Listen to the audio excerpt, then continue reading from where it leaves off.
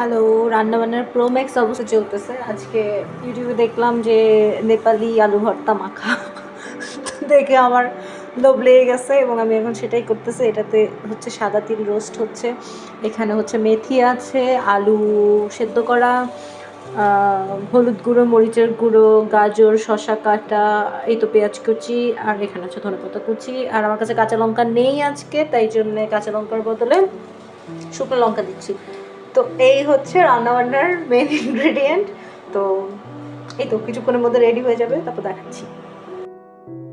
Roast করা হয়ে গেলে সব কিছু এই একটা জায়গায় নিয়ে নিবা, এগুলোকে পরে ভালো করে মাখবা।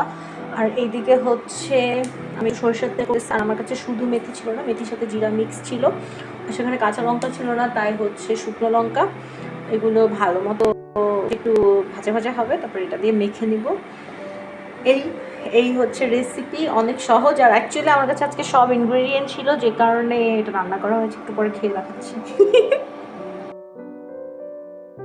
তো অনেক সহজ আর অনেক জলদি হয়ে গেছে। এখন দেখি খাওয়া দাওয়ার পর কেমন লাগে।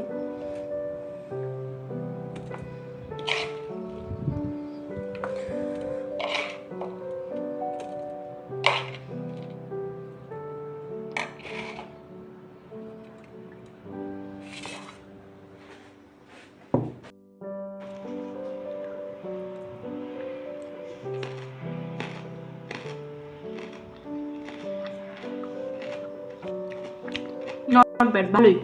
আমাদের দেশি আলু ভর্তা থেকে একটু অন্যরকম। তো কেউ যদি স্বাদ মানে চেঞ্জ করতে চায়, তো মাঝে মাঝে এরকম একটা করাই যায়। ভালো হয়েছে। বাই।